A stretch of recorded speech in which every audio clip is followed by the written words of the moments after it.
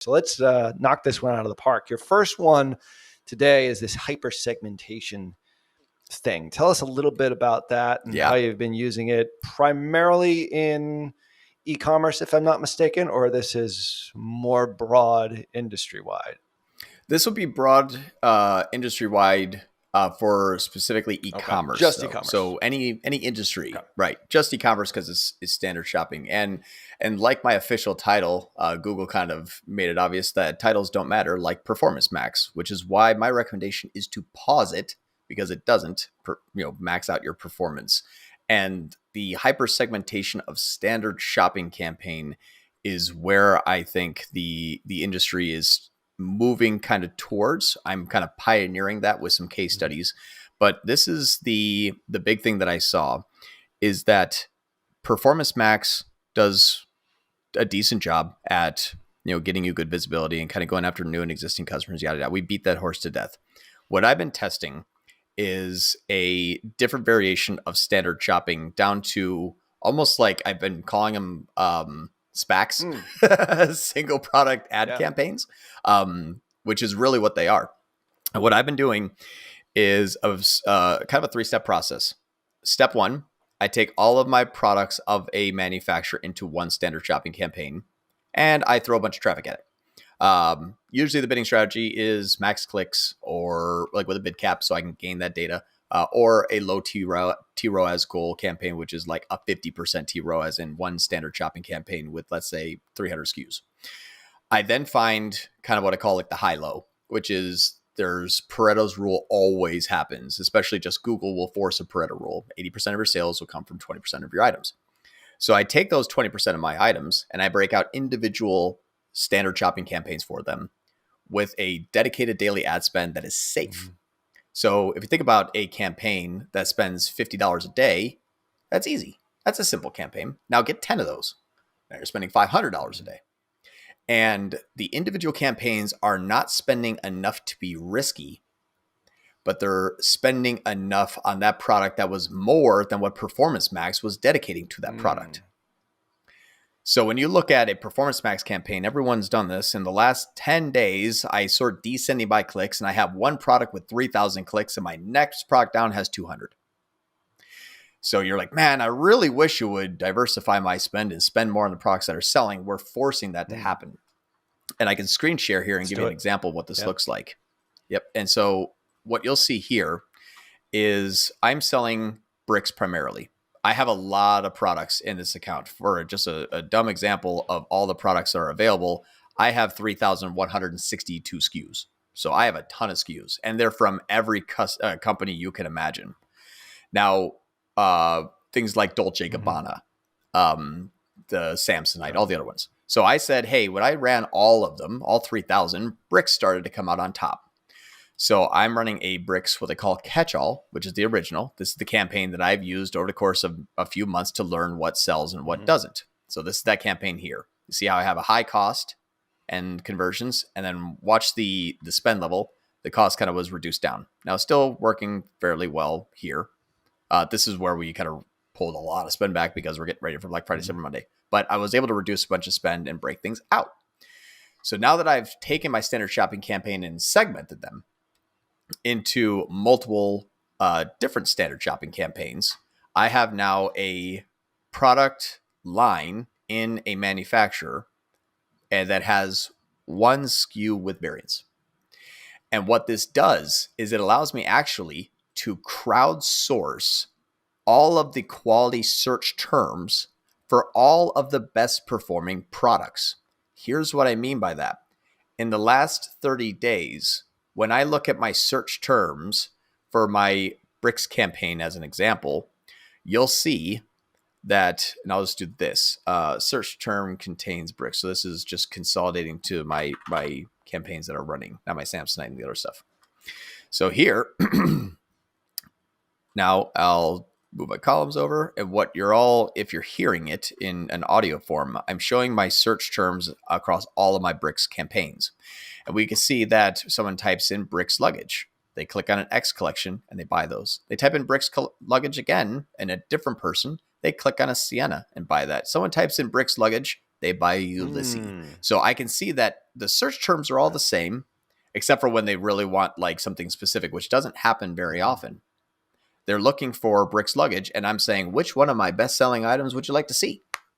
And now I get to own also the search engine, which means someone types in Bricks luggage, you'll see my Sienna, my Bellagio, my X collection. Why? Well, it's because I have my Sienna, my Bellagio, and my X collection running as campaigns individually. I'm entering in to multiple auctions in one Google Ads account by allowing these campaigns to all show up for the same search terms, and Google will give me multiple placements. So now I beat the manufacturer. I show up more often than anybody else. I beat Neiman Marcus. They're not even on the first part here, and this is me using high T ROAS goals. I'm sniping these clicks essentially. And what happens here on a micro level is because I'm only spending $50 a day across a higher AOV type of account. If I spend $73 to make one sale, I get a 250 ROAS. If I spend $57 to make two sales, I get 1,000 ROAS. If I spend $32 to make one sale, that's 700 ROAS. Now, I actually made $2,000 yesterday. This is only showing 1,000 because Google sucks at attribution, which we already know that. I made $2,000 here, and I'm only running Google. There is no other traffic. There's no social traffic. It's just search and direct. That's it. So I know that I've actually made 2,000. This will show 1,000, but now I spent 500 to make 2,000. That's a 4x, and only 1, 2, 3 campaigns out of 11 had a sale, and I still 4x'd because I'm not going deep into a risk in any specific area. So you're limiting your risk by the individual campaigns, but you're also maximizing the amount of like the coverage for any search term and all the variability that comes with those search terms. So so you're limiting downside risk. It's almost like I look at this as like stock trading. It's like you have limit orders, and you have stop loss. Well-diversified portfolio. 100%. But so the marketer in me says, well, once you get data here and you start seeing that, maybe just the generic term Bricks luggage, for example, is the one that's bringing in the most sales, would you start scaling up that individual campaign, or would you just do like you'd have to gather data over the course of weeks? Like, what's your scaling step on this? Yep. So because I actually like scaling small campaigns because they can react the fastest with the least amount of risk, you can see that every one of these campaigns, if I say like the X collection, it's limited by budget, of course. But I can go to 180 without hitting a point of diminishing returns. Or I could take this Bellagio and I can go from 60 to 180 also without hitting a point of diminishing returns. Each one of these things going from 60 to 120, that's not a big move to Google. Now doing that 10 times for 10 campaigns, that's $600 more per day. So when you're looking at here, for example, since October 1st, I said, what if I put 100% more in ad spend into it? I got 137% more conversions. Those are now a lot less risky. So my ROAS actually got 7% better after I put 105% more budget into it. And looking at the back end, when I was looking at just the top line metrics, my sales in September were 32,000. My sales in October were 70,000. So I more than doubled my actual top line numbers. PMax usually doesn't do that. PMax is like, you made more sales. And we're like, no, we didn't. So this is actually realistically moving in the right direction because it's really low risk 10 times and with a very high amount of visibility into Google. Fascinating. And this could be like, you don't really care about new and returning customers here. Going back to your first nugget, this could be new and returning customers, which I think you gave the example there of this particular business.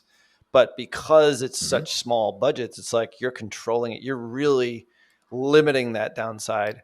But then you're obviously using the data to be able to scale up. And like that's doubling sales within a month. Basically using this strategy and this strategy alone, if I'm not mistaken. And the best part is I have 3,000 SKUs from 25 different manufacturers. This is one. Just bricks. Yeah. One. Just bricks. So I said, hey, you know what? Let's do this again. Let's do this with Samsonite. So I did this and said, hey, probably a smart move. Yeah. Right. Samsonite has 10 times the amount of search volume than Bricks does, according to Google Trends and Google's Keyword Planner. So I said, you know what? Let me start this campaign on the 3rd. And since the 3rd, what you have to be is good stewards of workload, which means don't be afraid to get in there and keep making a bunch of changes in the right direction. So since the 3rd, I made 483 changes. I am negative matching everything that is not Samsonite because I really want good placements for Samsonite, like I have good placement for bricks. So I'm excluding everything on blah, blah, blah, blah. So I have 70 negative keywords on the 7th. I have added another 30 on the 4th. I keep going in there and just hacking off everything that's not Samsonite. And I notice a lot of those negative keywords are really top of funnel, I don't know what I want yet kind of searches. Like I want a bag that's this dimension kind of thing. Yeah, 18-inch laptop rolling bag. Samsonite has one of those, but I'd rather show it for a person that wants to buy a Samsonite. So what's nice about that is as soon as I'm on day 4 of my negative keyword saga, and added 400 negative keywords that weren't from the keywords that I wanted, that 5th day, yesterday, for example, I had 23 clicks total. I had 2 sales. So now my conversion rate is 8%. And I spent $42 to make $612. Beautiful. So now Samsonite garment luggage, 1-click sales. Samsonite outlet. I have a sale that's permanent. I have taken my price. I've marked it up. I run a permanent 20% off sale that pushes me 10% below MAP, which is my limit. And now I, to direct response, always have the best sale at the best price for the shortest amount of conversion path, where 23 clicks makes 2 sales. Wow. Yep. So that's why when you look at Bricks Luggage, 20% off, 10% off, 10% off, 10% off, 20% off, 20% off, 10%. I am the only one running a sale. You see me everywhere for any type of search for all of the best performing products. If you're buying a bricks from me on Google today, you're buying it from me. Yeah. And we're looking at the screen here and it basically dominates the entire, shopping row. I mean, in essence, especially the ones when you don't have to sort of click to the right. So I've always sort of wondered when you're doing these sorts of things, we're looking at it on desktop. Do you cross-check everything on mobile as well to make sure that you're appearing there, breaking it out by device, doing like where does that enter into the equation here? Or are there certain purchases that you found in the case of like luggage, for example? That's a desktop purchase because I need to be in front, I need to analyze, I need to look at it. Like, do you give much consideration there? Okay. So there it is. Right. Yep. I will actually take a harder focus on mobile. 35% of all of my ad clicks, or 35% of all of my conversions take 2 ad clicks or more to purchase. And it's usually a broad manufacturer search and then a secondary model search. Right. That's where the catch-all will win. If it's not one of my best performing items, that's my backup. So if you're looking for bricks and you click on the Bellagio and you find, the Ulysses or something like that I'm not actually having a dedicated campaign for because it doesn't sell too well. When you come back and you Google that specific one that you found on my site, that catch-all campaign catches you. So it's all based on direct response. And it's all based on, are you looking for one of the products that usually sells 80% of the time? That's what dominates the SERP on both desktop and mobile, because I know that I'm going to get cross-pollination of that traffic between desktop and mobile all the time. And when these are $350 and $750 AOVs, you're probably going to have someone that will find you on mobile, then go to the desktop and purchase it, because when you're buying $750 luggage, you're probably not a Gen Z. So desktop is going to be a little more favorable. Makes sense. So I needed to show up for both those people as well. But yeah, that's the hypersegmentation of standard shopping. And I just did it with bricks. We went from 30,000 down to up to 70,000. So what's funny is now this company, when this kind of continues, we're almost $1 million annual sales off of my first product line that I've done this with. And I'm going to go do it 25 more times. I didn't notice this. Maybe I just missed it because it was quick on the screenshot, but like the search term for bricks, I would imagine you're showing up for that, just that unto itself, or that's not even a search. Like you have bricks luggage, you have bricks, a lot of different sort of variations, but bricks itself, somebody's looking for it because they want to go to the brick site is what I'm thinking, but you appear there as well, or is that not part of the strategy? Bricks doesn't actually sell as well. I don't negate it, but I had probably 1 out of every 20 searches is just the term bricks. I think it's also because Google predictability. When you go to Google and type in BRIC''S, it says bricks luggage, and people just click on that. Yeah. So what Google is predicting is what people usually search for, which is what usually sells. If you type in bricks is good. What's funny is you can also actually type in bricks luggage, and I have a search ad that is also right underneath it.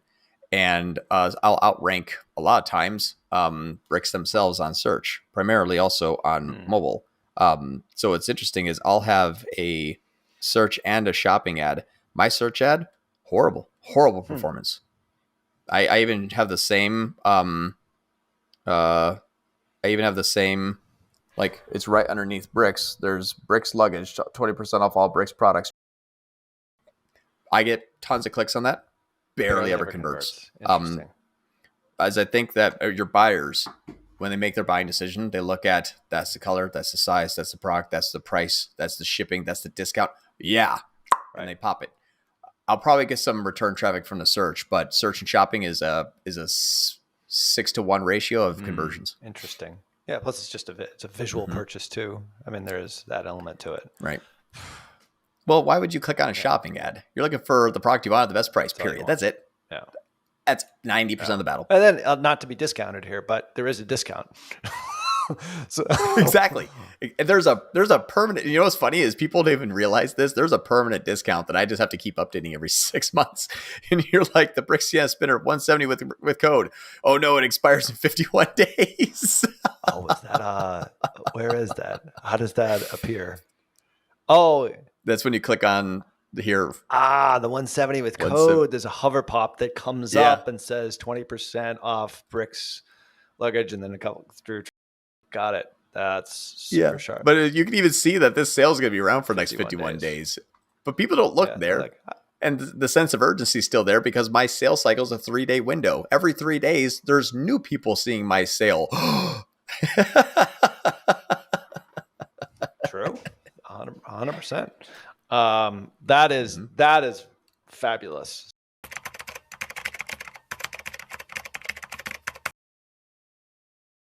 Hey everybody, John Moran here, and today I'm going to share with you why I'm moving almost all of my customers off of Performance Max when new customer acquisition is the goal. So it's not that Performance Max is a bad campaign type, it just sucks at acquiring new customers effectively. Performance Max saves some of the daily budget for repeat customers. It also